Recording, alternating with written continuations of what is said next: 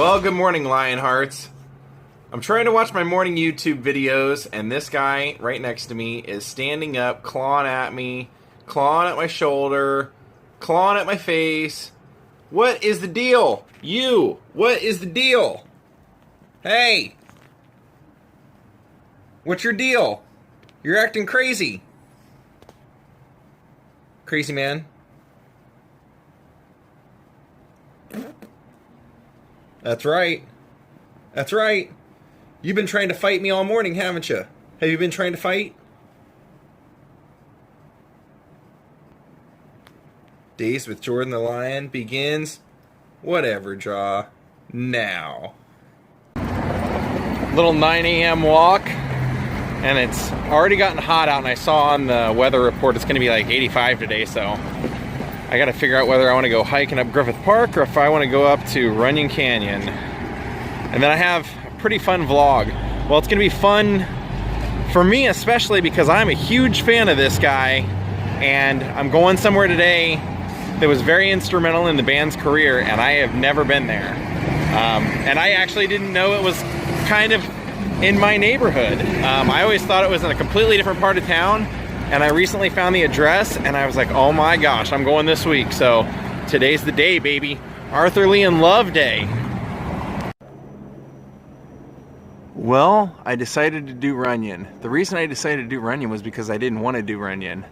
I know I'll get a better workout if I do it, but I didn't want to drive over here or anything, so I said, just because I don't want to, I should force myself to, so that's what we're gonna do.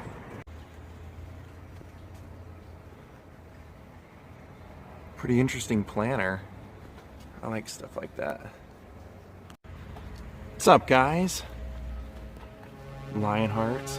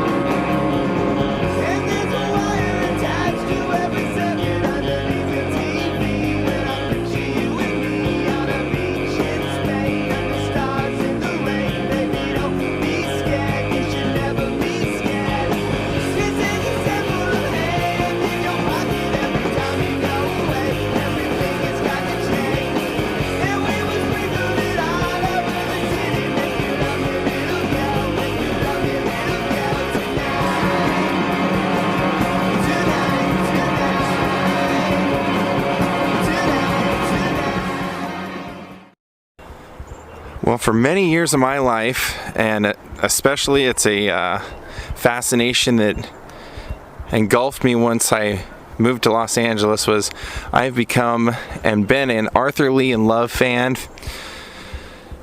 from the moment I heard their music.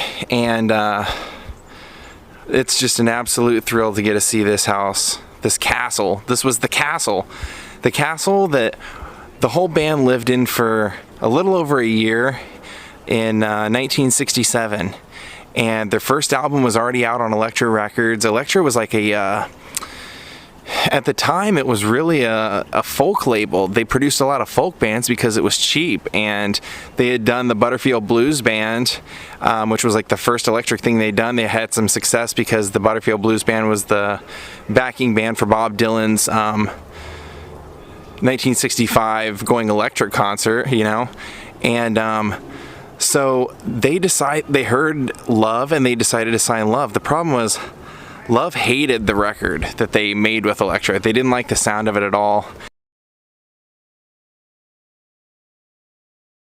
Once that album came out, they didn't want to leave the bubble of Los Angeles. They were big dogs here. They were the band. forget the Doors. The Doors were like not even, they were nobody yet. It was Love. It was Arthur Lee and Love. This was a band, I mean, it was actually the Byrds first, and the Byrds were huge, and that's kind of what inspired Arthur Lee and Love. But once Arthur Lee came out on the scene, it was just different because it was the first integrated band. They had 3 black members, 3 white members, sometimes 4, sometimes 7 members in the band.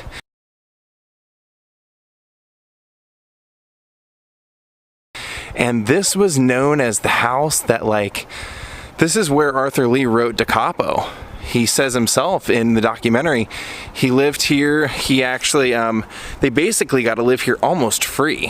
What it was that a friend of Brian McLean's was the caretaker here and got them a deal where if they paid the property taxes for the year and just the basic upkeep on the place, they could live here. And it did not look as nice as it does now then. It was a total, like, run-down castle.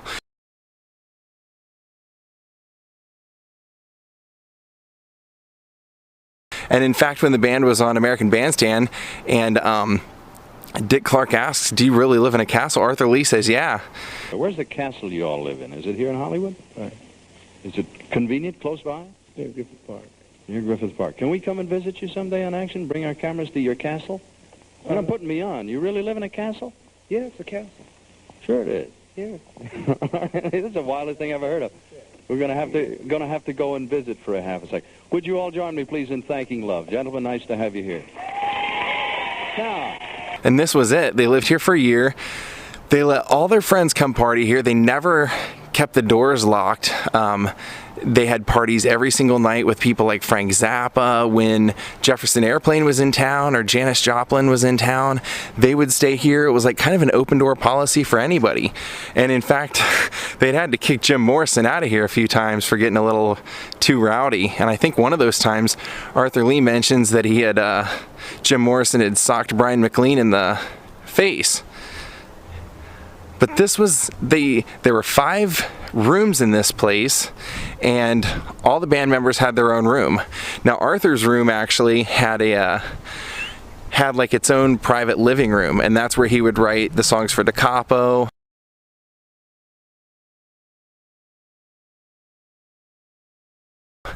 And it's also here, when they were living here, that they almost got drafted.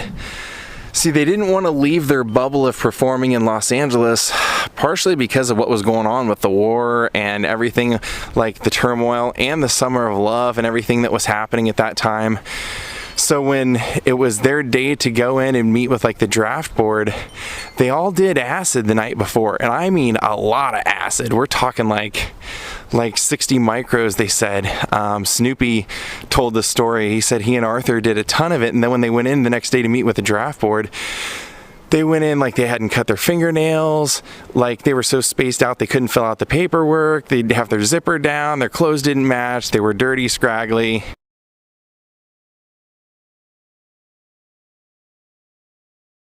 Just couldn't answer any of the questions, couldn't focus. They said if they told them to walk on a yellow line, they would walk on the blue line. And then when they saw that they were like all musicians or art students, they were just like, get out of here. So, but they were signed to Elektra here. They had a contract. And when it came time to record the second album, which was Da Capo, the head of Elektra went to Arthur and he's like, so when are we going to do this record? And he goes, I don't have to make a record with you. And he's like, well, we have a contract, you kind of do. And Arthur says, well, you didn't check my age. I was under 21, and that contract's not valid. So they had to go back to the drawing boards, renegotiate another contract, and this time when they signed the contract, the head of Elektra actually made Arthur take a picture of the contract, his ID, and him all in the same photo. And it's also when they were living here that the Doors were begging them to hook them up with Elektra, because at that point, once Elektra had signed Love and Love was becoming huge and starting to make money, they were selling a lot of records in Los Angeles, not a ton outside of there, because like I said, Arthur didn't want to tour. But the Doors were really like kind of hustling Johnny Eccles, who was in the band, like, hey, hook us up with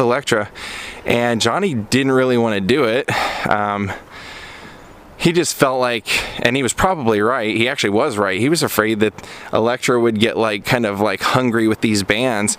See, what Love had going for him being with Elektra was they were the only band that like really Elektra had that they would put their focus into. And once the Doors came along, Johnny Echols was like, well, it's possible they'll spend the money they should be spending on us on the Doors. And so he didn't want to introduce them, but Arthur did, because one night the head of Elektra flew in from New York City and went straight to the Whiskey A Go-Go because Love was performing there and the Doors were also performing that night. And Arthur told the head, he's like, hey, you got to stay and check out this next band. It's the Doors, they're great. And the head of Elektra said, I sat around, I watched the band, I wasn't impressed. And Arthur said, well, what do you know? Who asked you your opinion? Your opinion means nothing. It's the crowd. Look at the crowd. The crowd loves them. And the guy said finally, like after seeing the Doors like 4 times, he finally got it, signed the Doors. The Doors were willing to go and tour and promote their records. And they started gaining a ton of success, and all that money that Love felt that should have been directed towards their album sales and everything started going to the Doors. And so they started to really dislike Elektra for that, and it was really taking its toll on the band too, because even though the band was partying a ton here, like in fact when the bass player came to meet with Arthur Lee here to be like let into the band, he says that Arthur was like roller skating around the castle, and that it was common for people to be roller skating around. And even Arthur himself said like, oh, I would wake up in the morning, come walking from my room to the kitchen, and meet like 10 people I'd never seen before that were just there hanging out, you know, friends of friends of friends. It was that kind of place.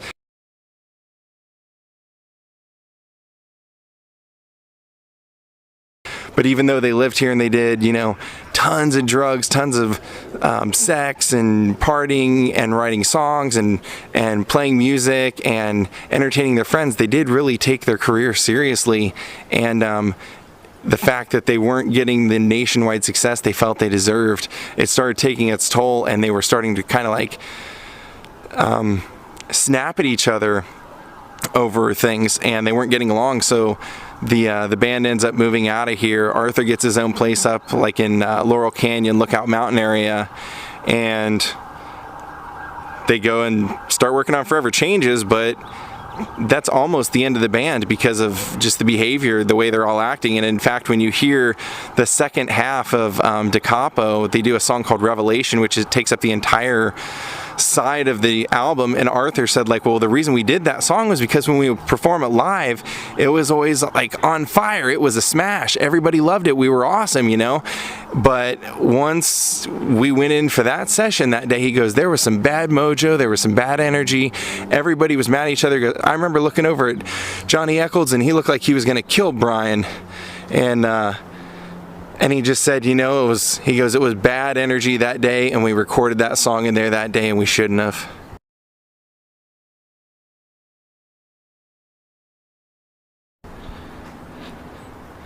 And Da Capo was actually, if you know what Da Capo means, it means go back to the second line. And that was because they were so unhappy with the first Love record, even though they had a really fantastic couple of songs on there, including My Little Red Book. It's super catchy. If you haven't heard it, go check it out. But this album, they did the what would be their highest charting song ever in the band's history. They did 7 and 7 Is. And that song was actually, a lot of people have always wondered what 7 and 7 Is actually means. It was, Arthur was born on March 7th, and his girlfriend at the time was born on March 7th, so he wrote that song for them, like a love song like 7 and 7 Is. But when they went to record it, the drum beat is so intense that like the drummer almost couldn't do it, and he and Arthur would take turns trying to lay down the drum tracks because it was just so on fire. And even the producer and head of Elektra, because the head of Elektra produced that record, he said, you know, he goes, I lost part of my hearing that day. And just to kind of show you, this is the front entrance of the house. I can't really get too much up there to show you, but this is the front entrance of the castle.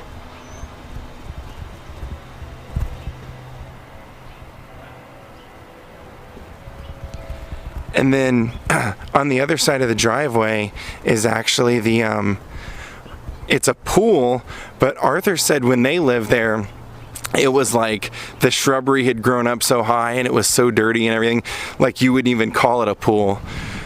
But the band members would have, I believe Ken Forsey and Brian McLean, I believe they both lived in this section of the house, and Arthur lived kind of on the back, on the other side of the house.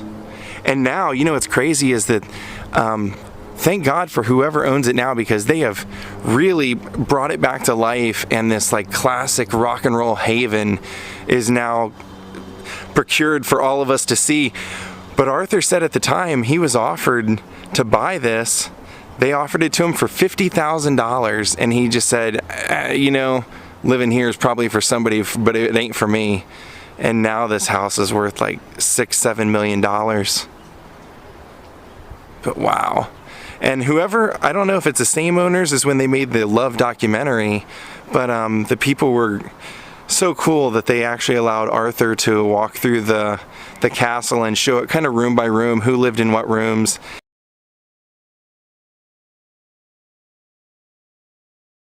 And thank God for that. It's just a little taste of the Love history getting to be preserved.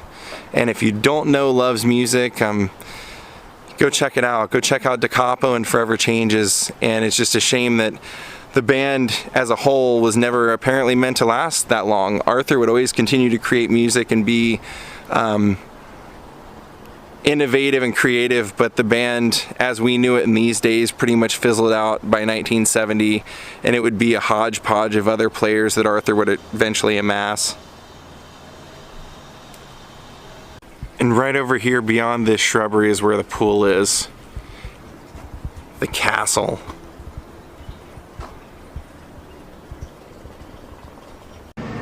Such a great album, a great band, and a great era of music that was definitely missed the boat for a lot of people. A lot of people consider Arthur Lee one of the best poets of all time, and this is a guy who, you know, when he was still in high school, was backing up Billy Preston and people like that around town. Him and Johnny Eccles actually were both born in Memphis.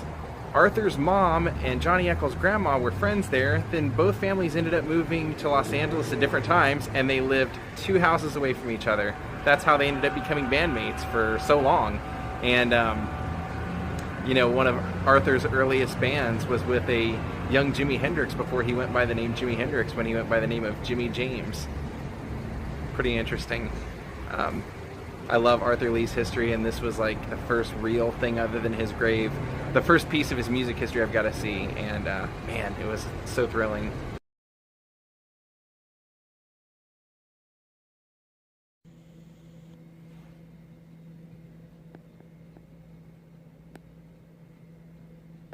Unbelievable.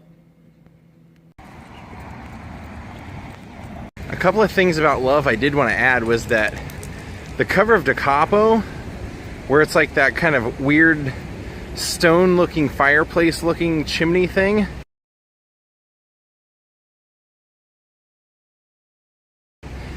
that actually was not on that property. That's the same place they took their first photo shoot for their first album.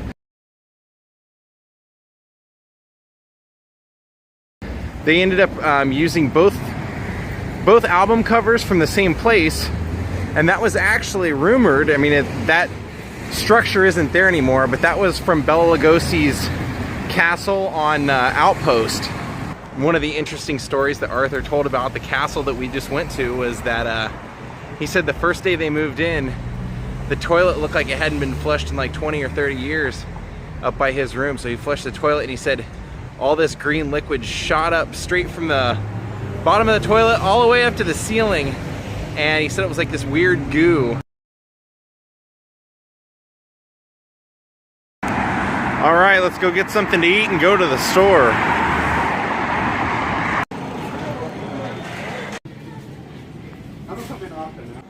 What's up there, fella? Did you miss me? Good, I missed you too. Well, let's do the grand reveal for what I bought at the grocery store.